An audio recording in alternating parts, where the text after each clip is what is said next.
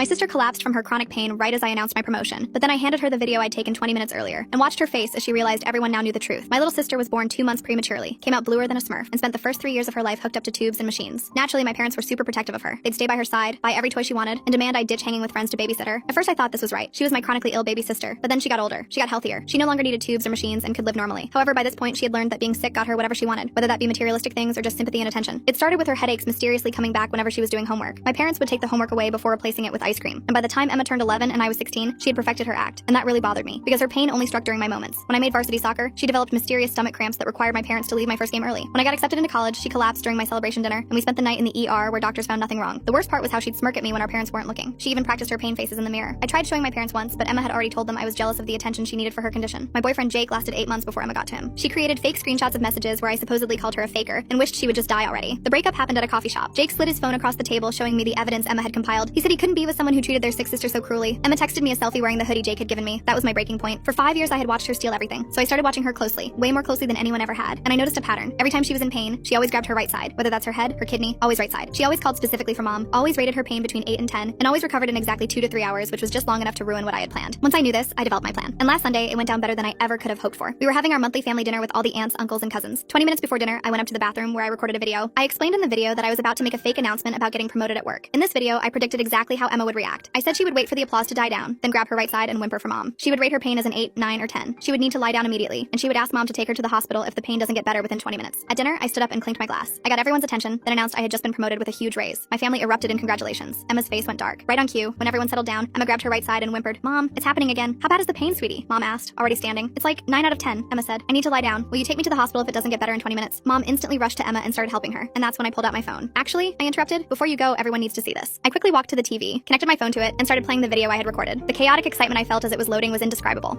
Everyone was confused at first. Emma herself was wincing while asking me what I'm doing. But then my pre-recorded video started playing, and the room went completely silent. Emma's face went from performed pain to genuine panic. She instantly let go of her side and started running to me, grabbing the phone and pausing the video. But the fact the video wasn't playing anymore was actually worse for Emma. She had just forgotten her pain and ran to wrestle me for the phone. She stood there yelling at me for manipulating her and trying to tell everyone it's not what it looks like. The family already looked disgusted though. My uncle, who had always suspected something was up, told her she was sick in the head. My aunt, whose friend had an actually chronically ill child, told Emma she deserves a place in hell, and my parents now saw her for who she was. She was sent upstairs for the rest of dinner, and she hasn't faked being in pain once since then. Funny thing is, last month she came down with strep throat, and our parents forced her to bring the test results to prove it.